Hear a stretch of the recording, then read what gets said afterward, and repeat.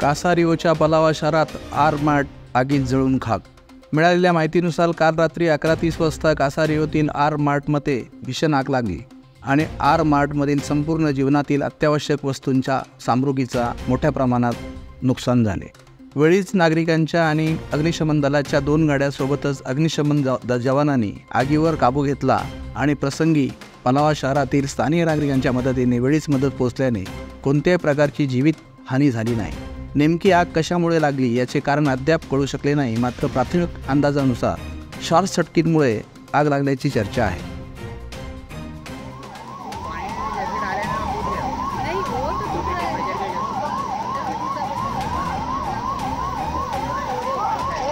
नहीं है वो मत कोई चीज़ गई क्या हुआ तो वापस से चलो।